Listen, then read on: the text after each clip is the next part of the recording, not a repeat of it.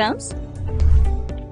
Join BYJU'S Exam Prep, CAT and MBA YouTube channel and watch serial 99 percentilers teaching you the tips and tricks. Good morning, everyone. Welcome to BYJU'S Exam Prep. My name is Alpa Sharma and this is our editorial analysis. How are you guys today? Very good morning. I hope everything's clearly audible and visible. Good morning, everybody. If you could quickly confirm that everything's audible and visible, we shall commence with our session today. Good morning, everyone. Good morning. Good morning. I hope everything's great. Hi, Gaurav. Very good morning. All right. So I meet you after many days because last class we had was on Thursday. And every Tuesdays and Thursdays we have our editorial classes. I choose articles from various sources, articles that might come up as reading comprehensions in the examinations, articles that might aid to your understanding of reading comprehensions, aid to your GK, aid to your general awareness and all of that. Okay, so what are we going to do in today's class? Yes, everything's clearly audible and visible. I have been absolutely great. I hope you guys are doing great too. So what are we going to do in today's class?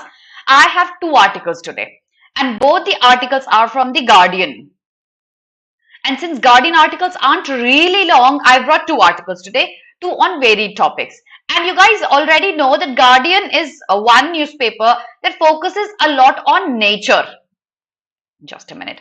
Focuses a lot on nature. So I brought one article on nature. The other also is a little related to the nature, but a different one. And the one that's typically on nature also has a very different perspective, something that's very unusual for the Guardian to take up. So both the articles are supremely interesting. I haven't picked out vocabulary in a separate slide because we are going to be doing them contextually, okay? Oh, so Dia and Prads, I have checked them, but I haven't replied to them. Okay, so I will reply to them tonight. Will that be okay? Okay, Dia? Dia and Prads, I read your comments. I didn't reply to them. Then it missed out of my mind. I'm going to do that today. Okay? Great. Good morning, Abhilasha. All right. So that's about vocabulary. No separate slide. We're going to be doing contextual vocabulary from the articles. We'll discuss the tone, the summary, the inferences. Some analogy questions also will follow. So let's start with the first article. But before I show you the first article, one, meet our Unstoppables of CAT 2021. And I am sure you can make a place here. Considering you put in your best foot forward. You work really hard for the next coming 3 to 4 months that you have in your hands. Make sure you work really hard. We don't have a lot of months left, but these months are practically enough for you to crack this examination. If you wish to be one of those people, make sure you enroll yourself for our CAT 22 comprehensive program where you're trained under the guidance of serial 199 percentilers. So make sure you enroll yourself right away. So now let's start with our first article that I have today. And okay, can you guys tell me one news that made rounds in the newspapers and the social media, international news worth a lot of importance in the last 1 week? Remind me of a news that made rounds and pictures of it were shared on social media and news channels. It was worth international importance. What was it? Shashank, I really love some articles from the Indian Express, but you have to choose your articles very carefully. Not every article from the Indian Express is great. So you have to do a mixture. Stockholm, okay. Others? Any suggestions? The pictures of it made rounds. Pictures. What was important about the news was pictures. Hi Roosters, good morning. No, you can't recollect? A space observatory sending us pictures of something we have never seen. Now it comes back to your mind? No, not Sri Lanka. Pictures. So basically, it was the James Webb Telescope that sent us pictures of the universe, pictures that we had never seen. And I had to take an article on the James Webb Telescope because it's a benchmark for humanity. Because these are the pictures that were never known to mankind. So we had to take an article. But then it has a different perspective here as well. So see guys, this article is on astronomy. And there's a very surprising link here in the article.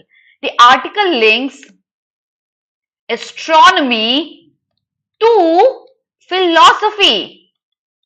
How is that even possible? Yeah? Okay, but good guesses. Telescope, cryptocurrency, rupee hits the lowest value. Okay. But then when I said pictures, this is about the topic that I was referring to, the Webb's telescope. Exactly. Now, how is astronomy related to philosophy? What is it?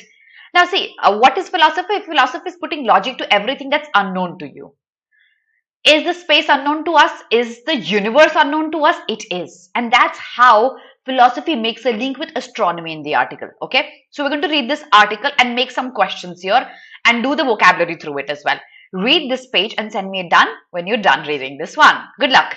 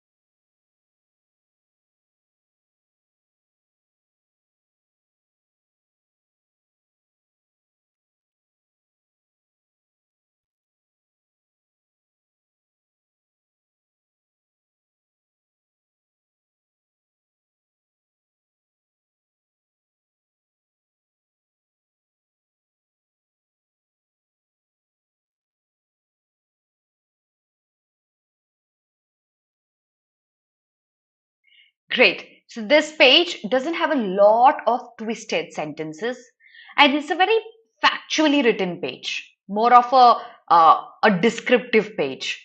Okay, the tone is simple here. The author doesn't present any of his opinions. There are a few lines with opinions, but nothing very strong. None of the arguments are presented here. Looks like it's more a part of the premise. Okay, so let's understand a few things. When you read this line, it says we have ravishing new images. Ravishing are something that is very extraordinary and you are in awe of that. Okay. And this telescope has sent us ravishing new images of the space. Now there are two sides of the coin here. One, of course, these images, they answer a lot of questions that we have had in our heart. But then there are many questions also that come up. Of course, because we have sent this observatory, this telescope into the space for exploration. This exploration will help us answer questions, but then there are going to be many counter questions also coming up. Why? What is this? What is happening here? And we will probably delve more into answering these questions later on. Now, the author here says that this telescope was released and it gave us pictures of many planets and obstacles and objects in the space, many light years away. When he says this is a space opera, what does he mean? In what is truly a space opera, these images, why does he call these images a space opera? Try answering this. Why are these images called a space opera? Why do these images display something that is similar to a space opera? I'd like to know your answer here. What's an opera? You can link it and then tell me why is it a space opera?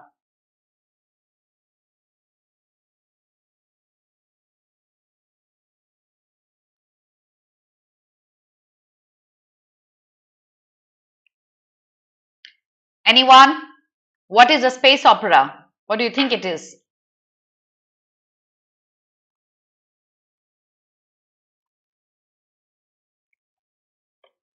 Because we get lost in these images. Okay, good try, Dia. Think more. But what happens in an opera?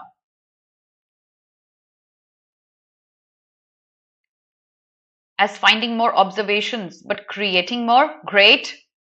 Very good, Dia. Others? Maybe due to the arrangement in the picture shows similarity between the two. Great, but what is the similarity? Guys, come on, give me an answer. I have roughly 30 people live.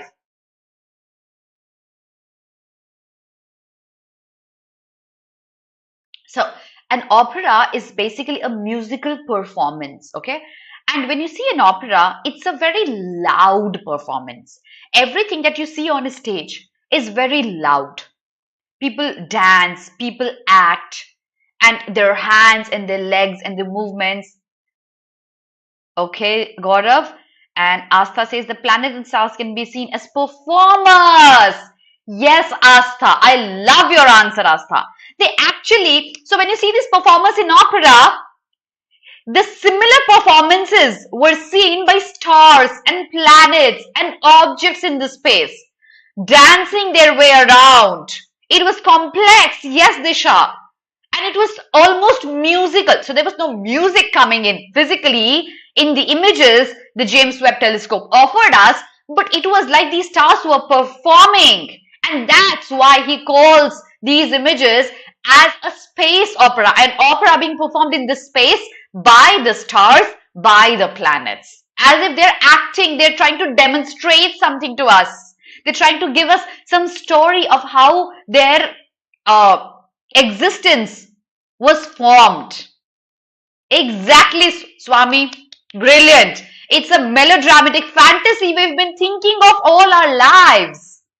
That is what these images offer us. And that's why he calls them a space opera. And then he says, he tries to, in this whole paragraph, he tries to describe what this telescope is and how is it different from the one that was launched immediately before it. So predecessor, the one pre, okay, pre means before. So predecessor is one telescope here that came before the James Webb Telescope, and that was the Hubble Space Telescope. So Hubble Space Telescope and the James Webb Telescope are different from each other because one, that is the Hubble Space Telescope, it revolves around the Earth, whereas it circles around the Earth, whereas the James Webb Telescope, it revolves around the Sun in the same orbit as the Earth revolves. Okay, that's the difference. And of course, the pictures are going to be different. Of course, this existing telescope is more powerful than any one we've ever had. Okay, so that's a descriptive paragraph. I'll not talk about that. Let's move to the next one. Read the page and send me a done.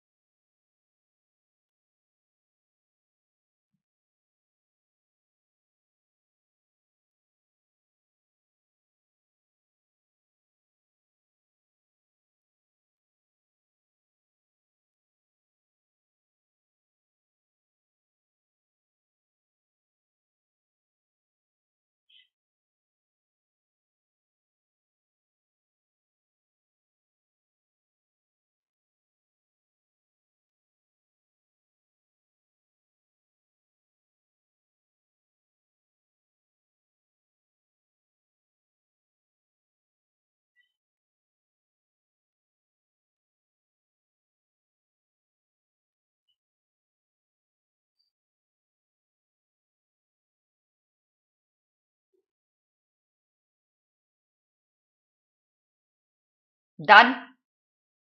Diya, Praj, you guys are too quick in reading, which is a good thing. Done, Asta? Okay, now this page has a lot to infer.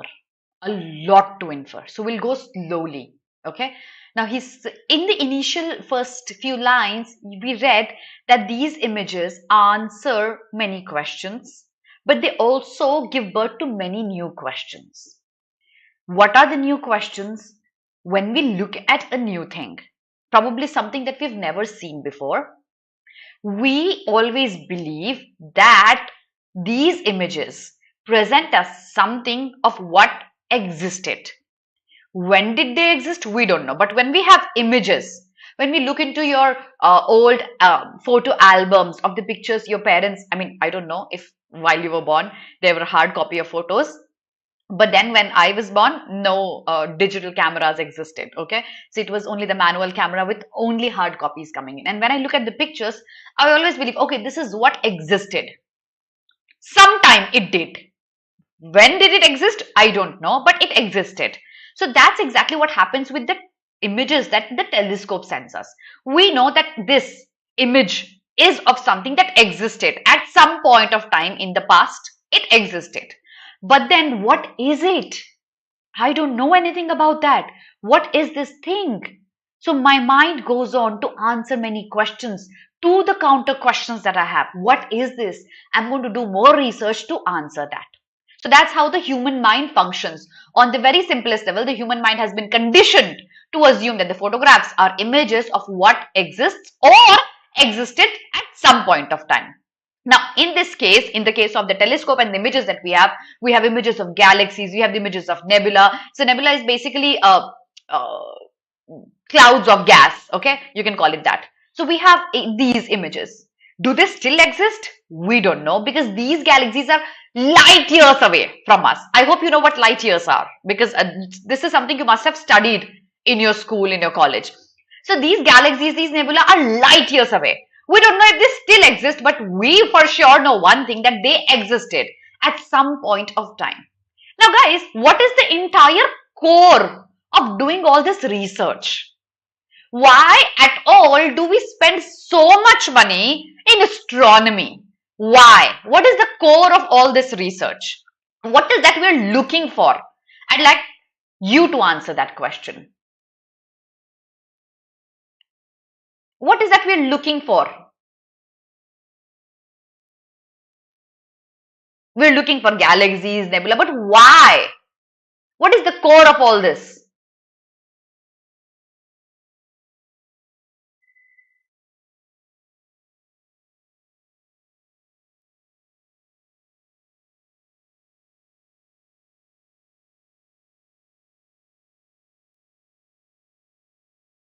I'll wait for your answer.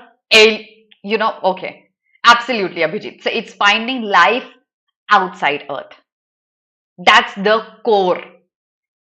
Not necessarily planets. So we know, Mamta, we know planets. But is there life beyond Earth? Is what we are looking for.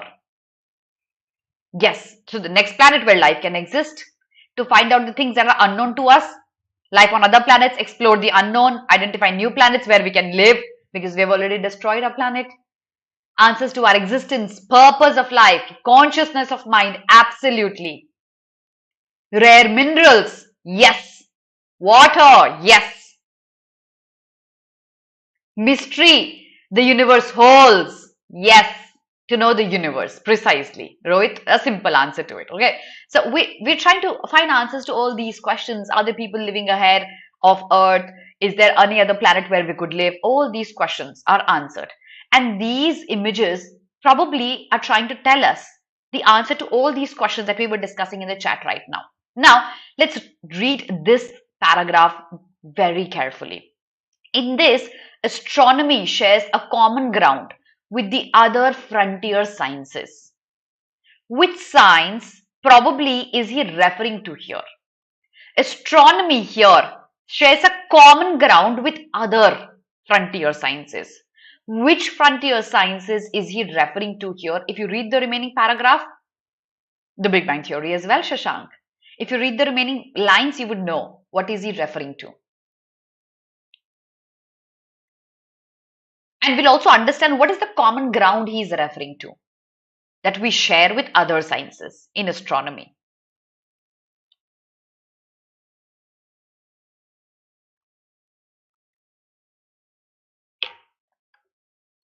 Absolutely. Yes. Any science that deals with your mind. So it could be psychology, right? It could be biology. It could be neuroscience. Any science that deals with mind. Because whatever we see in the universe, it's the mind that has to answer questions. It's neuroscience, it's psychology, it's biology. All of the mental sciences are being referred to here. Okay, so we have a common ground. Astronomy shares a common ground with probably neuroscience.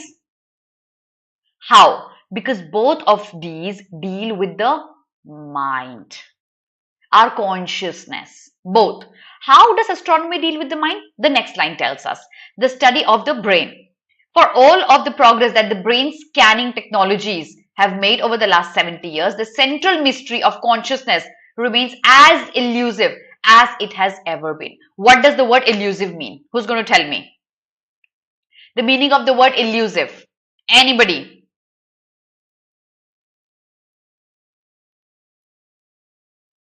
What is elusive?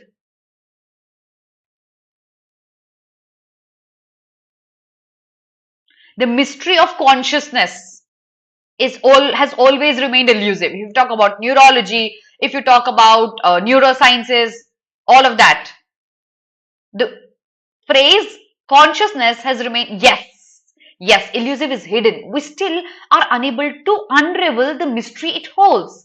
The similar is the case with astrology. There are mysteries which we've still been unable to resolve. It's hidden. It's hard to find an answer to. Yes, Diya. And we don't know about space. We don't know if aliens exist or not. It's mysterious. Yes, Astha. And the similar is the case with consciousness of human mind. It's mysterious. It's hidden. It's archived. Brilliant synonyms. Yes. So everything is hidden. And that's why there's a common ground of questions that are elusive for us. They are mysterious questions for us. You see the similarity between astrology and neurosciences here? All right. Now let's move on. Read this page and send me a done. Not so easy to catch. Yes, Swami. Abhilasha, not so easy to catch.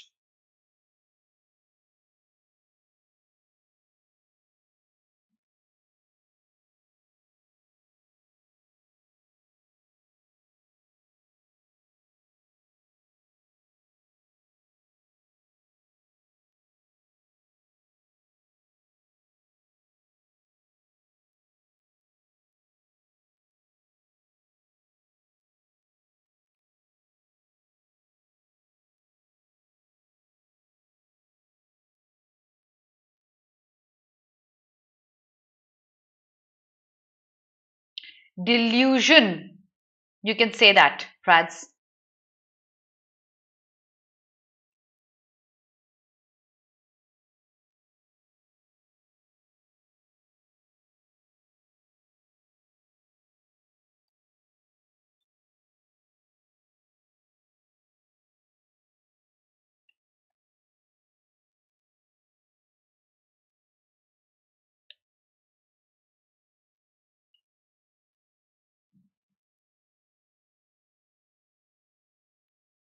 All right. Now see, this paragraph is a continuation of the previous one where the neurosciences are being compared to astronomy and the author claims that they share a common ground. How do they share a common ground is explained here. We see something and we regard it as reality. Is it real? Maybe, maybe not. The same description goes for neurosciences, your consciousness. The same description goes for astronomy, the pictures we see of the universe. We think that's the reality. It may be a reality, it may be something that doesn't exist anymore because these images are of the objects that are light years away from us. So probably it doesn't exist there anymore. Okay, now that's the gist of this paragraph, drawing a comparison between neurosciences and the frontier sciences and astronomy. Now the author says the holy grail in astronomy is not consciousness. One, what is a holy grail? All the Da Vinci Code fans, what is a holy grail?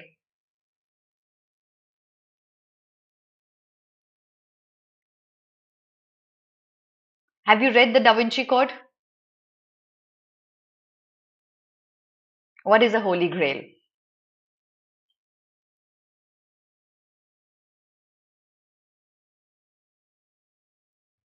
Anyone? What's a Holy Grail?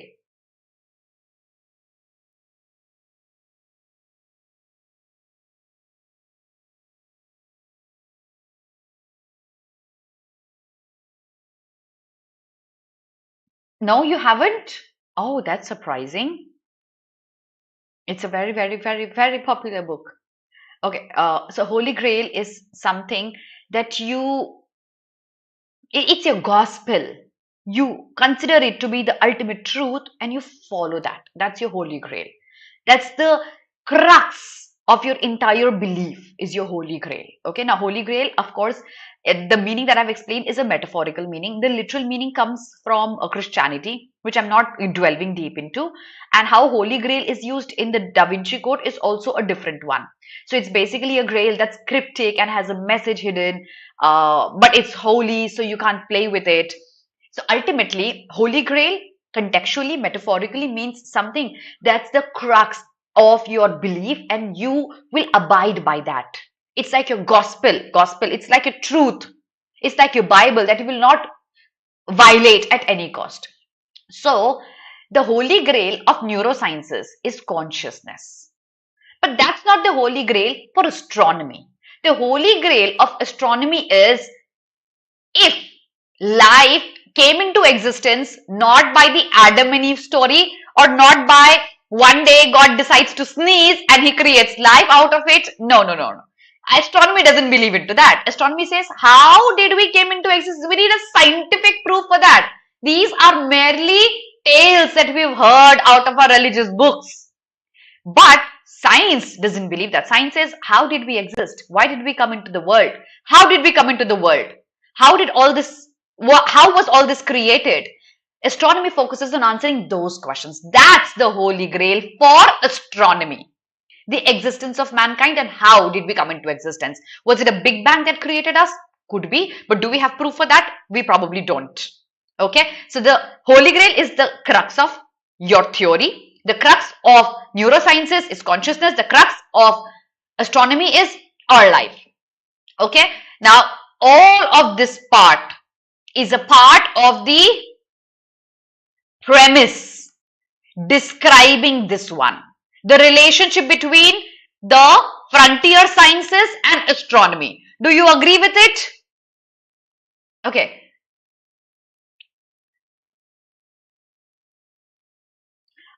Maybe the people who study astronomy path basically, okay. But does it mean the authentic thing? Not necessarily, Prats. We believe it is authentic because that is my Holy Grail. We believe it is authentic. Probably there's no scientific explanation to it, but I believe that's it. So I'll give you an example. If I'm an ardent person who follows a religion, okay? If my religion tells me not to do these things or to do these things, I'll follow that. That's my Holy Grail. I'll not violate that at any cost. So it may not be scientific, yet I'll follow that. Okay, that's the Holy Grail.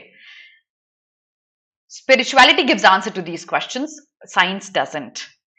Deepika says, ma'am, how to understand art and literature RCs? Okay, Deepika, I'll tell you something. I take a lot of RCs on literature and sometimes art as well. You just need to be consistent with the classes. You'll know what are the lines you need to focus on, what are the lines that you can skip, and how you understand these.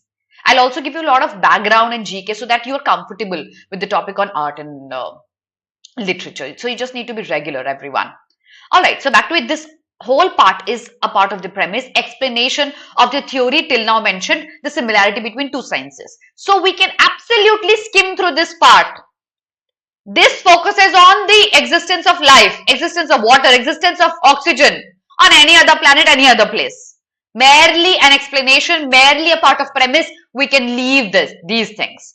Images of Jupiter and other planets and Saturn, what happened, we don't care. We understand the gist of the article. The idea is to understand the argument and not the premise, because the inference questions will stem out of the argument and not the premise ever. Let's move on. Read the last paragraph and send me a done.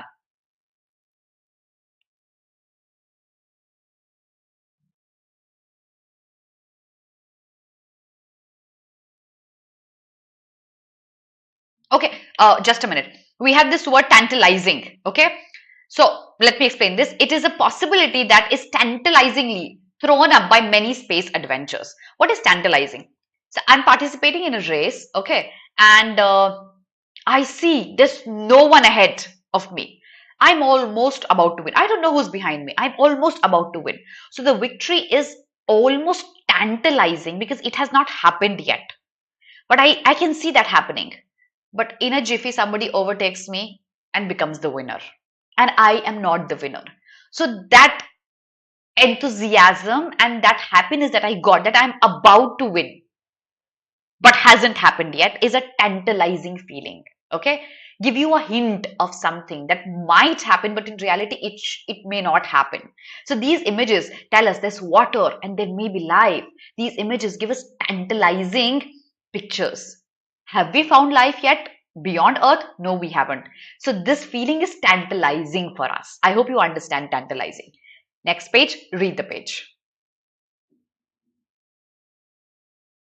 Exactly, Swami. That makes you feel excited and hope that you might get something. We might get life beyond earth. That's tantalizing.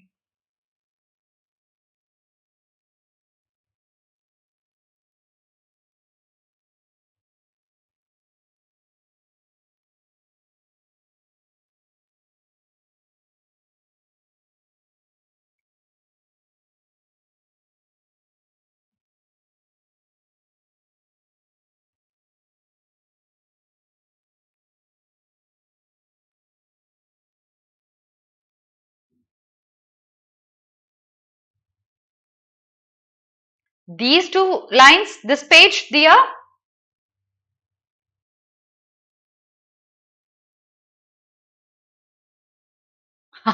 Yes, Prads.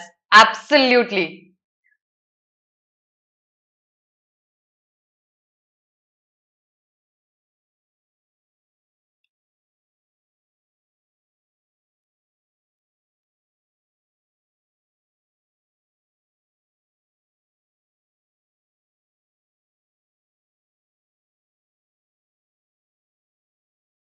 Okay, now let's understand. I hope you're done reading it. He says, we have images that shows the possibility of life ahead. However, such discoveries reveal the existence of conditions capable of sustaining life. Possibly air to breathe, possibly water to drink, and then possibly food. We have these images telling us there's a possibility, but we haven't found life yet anywhere. And that's why the word tantalizing is used in the penultimate paragraph. These images show us possibilities, but no fact that life either, yes, existed sometime, or no fact that life still exists somewhere. We don't know any of the answers. We have situations, pictures of situations that would aid the existence of life, but we can't be sure if life ever existed. And that is why he comes to the concept of philosophy. If you remember, we had discussed an article last week on the four corners of philosophically answering a question. Let's use the four concepts here. Life exists, life does not exist. Combination of both being true, existing and not existing, or combination of both not being true. Okay, so this question that if life exists or not can be answered philosophically by the four corners of philosophy. We still have questions. Do we have answers to it? Probably no. So the only reasonable response can be given is awe. Oh, when you are in awe of something, you are in so much influence of it that you just can't think about anything else. You are taken aback by the images that the telescope sent us, and you say you are in the marvel of it. Look at the beauty of the universe. Look at the black hole sucking things in. Look at the stars. They are being created, they're being born, and they're dying. So can I find answers to life's existence in the universe? No. But the only answer that we can give is that we are in awe of the images being sent to us. Yes, Abhijit, Buddhism. Right. So That is the gist of it. We don't have any answers, but we are in awe of it. There's another word, realm. Realm is basically the area. So the realm of science, how far can it work? What's the area in which it works? That's the realm of it. Okay. Did you understand the article, everyone? What is the tone of the author here? Now tell me. What is the tone, everyone? Very quickly. What's the tone? Verse 10. Exactly, Prats. Verse 10. What is the tone, my kids?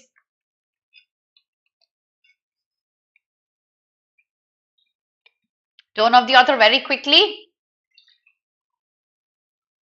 I have a clear tone in my mind. Clear.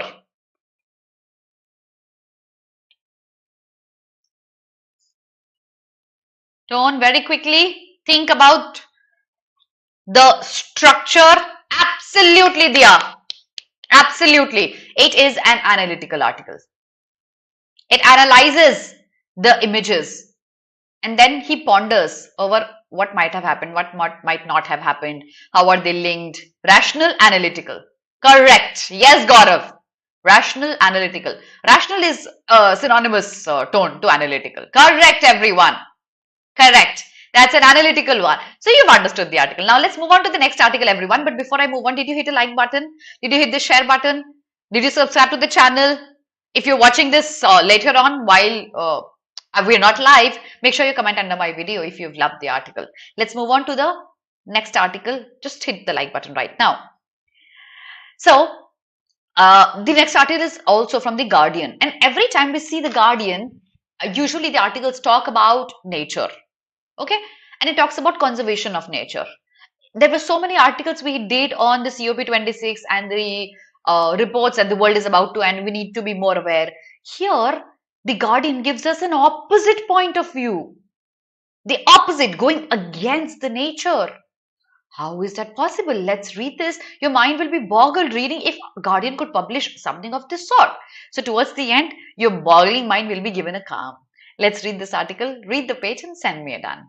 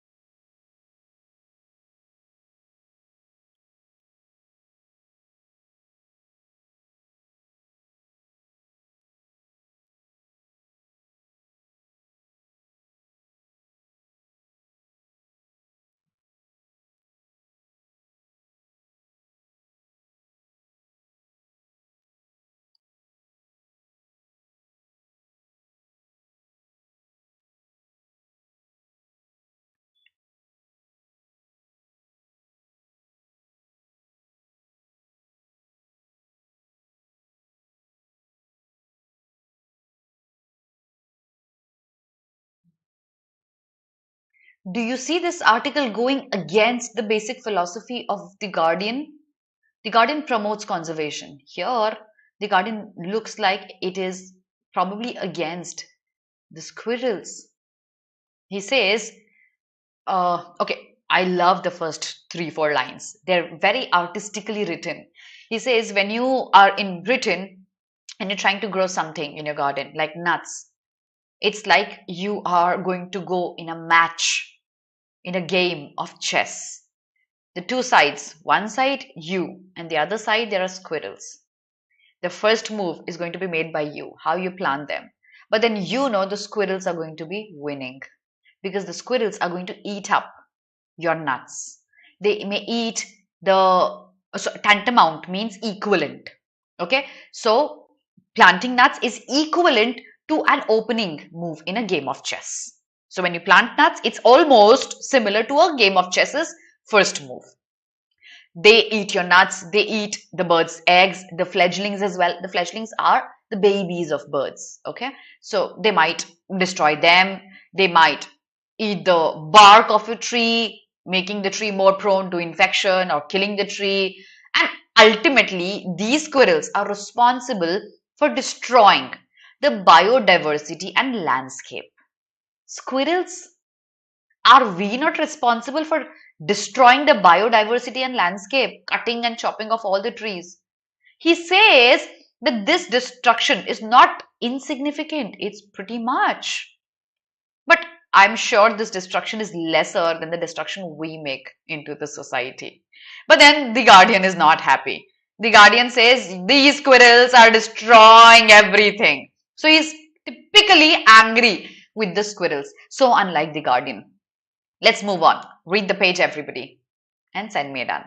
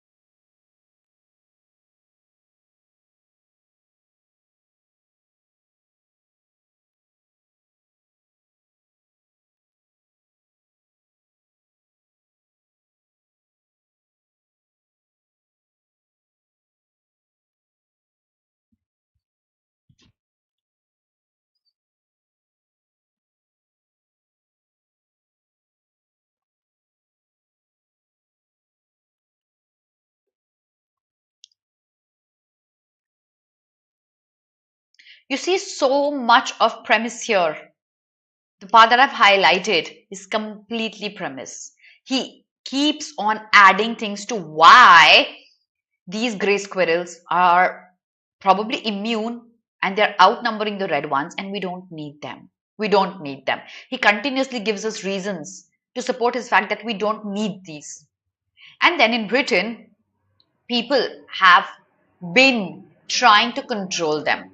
They've been trying to trap the gray squirrels. Burgeoning is actually, harming somebody physically, like with massive blows. So they've tried to harm them. They've tried to shoot them. They've tried to release pine martens. Pine martens are mongoose type of animals into their habitat so that these pine martens would eat them up. But then do you realize why is this justified? Why is this justified in their head that controlling the gray squirrels by killing them, by burgeoning them, by shooting them is okay because this might lead to a disturbance in the food chain? Why is it justified? You saw Prince Charles supporting it. So the country's head, almost the head, okay, after the Queen, gives his support to this killing. How do they justify it in their head? A newspaper has published it. There has to be some justification in their head. Yeah, that's majorly data. How would they justify it in their head? I'd like to know that from you.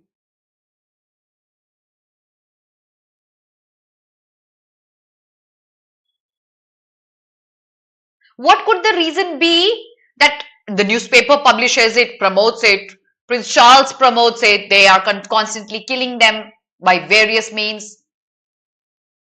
How could they justify this thing?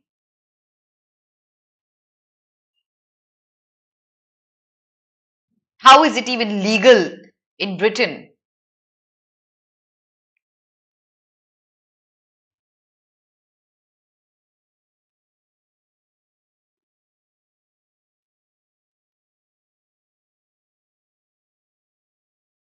Because everyone's supporting it. The newspaper is, the royal family is, they want this to be controlled. In our country, we don't see any of such things, right? People are going to go have their own reasons. So probably you are unable to get it. I'll tell you, how do they justify? Probably there's a thought in their head that the destruction, yes, Prats, probably they have a justification in their head that the destruction these squirrels cause, exactly, which the destruction could be the harm to the red species. The destruction could be the ecology, according to them. The destruction could be to the trees and the landscape is more than the destruction would cause after we kill them. And the timber industry also comes into existence. To save one of the species, they kill the other. Probably they think the saving of one species is important than the other one because the number is huge. The timber industry is more important for them. The landscape is more important to them. The red species are more important to them. And that's why they justify the killing of the gray ones is okay. Next page. Read this one. Now they say the latest move, a workable system, is sterilization. Now in sterilization, you don't kill them, but then you stop the reproduction so that the number doesn't massively increase.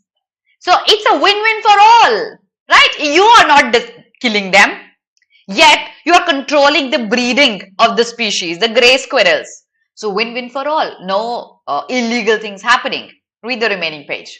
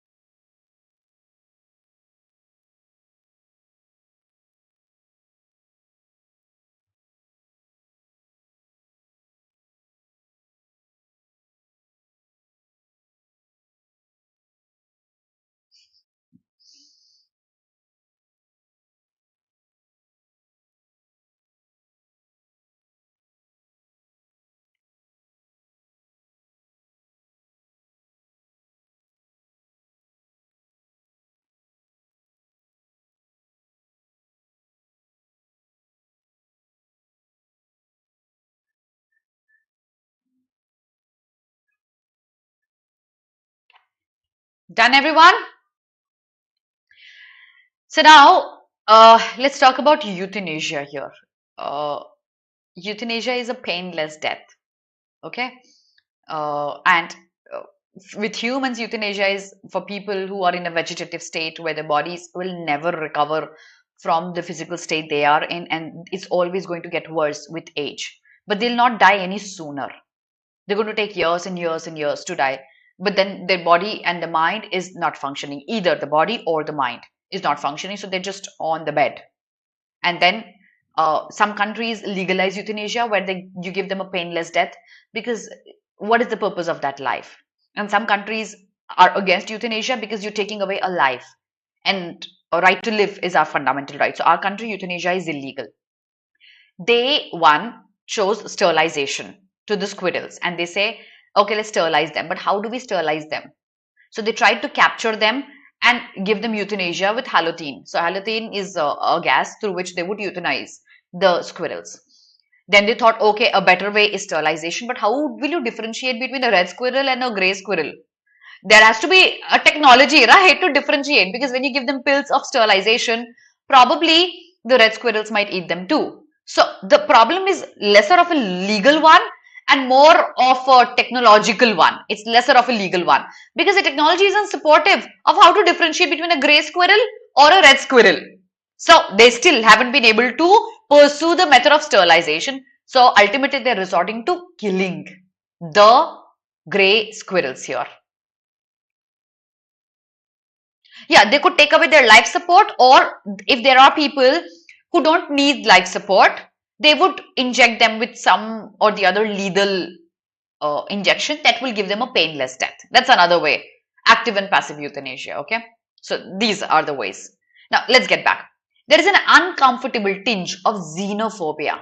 You remember we had done xenophobia once, right? Heart transplant, a pig's heart transplanted into a human's. So xenophobia is basically a fear of foreigner.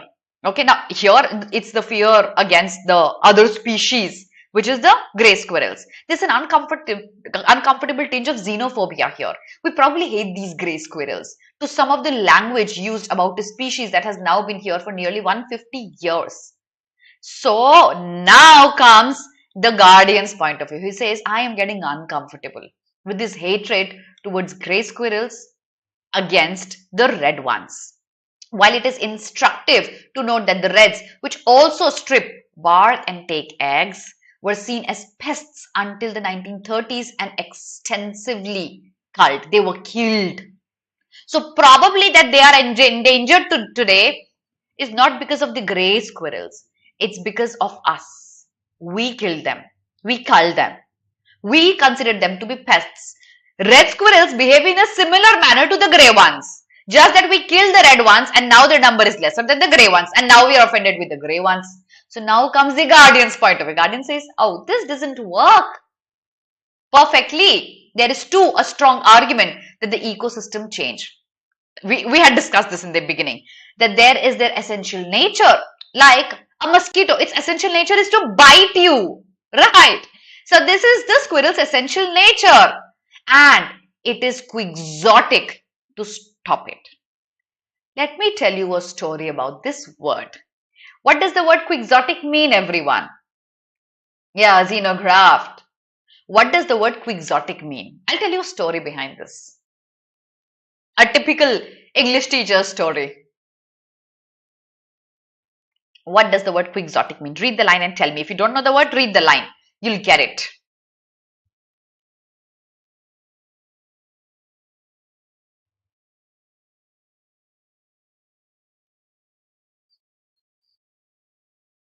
What does quixotic mean? Impractical, unrealistic. Yes, Gaurang, you're right. That is quixotic. Something that's imaginary. Now, where did the word come from? Quixotic comes from Don Quixote's story. So, Don Quixote is a character in a very, very popular book. Okay. And this character basically is you can call him a crazy man.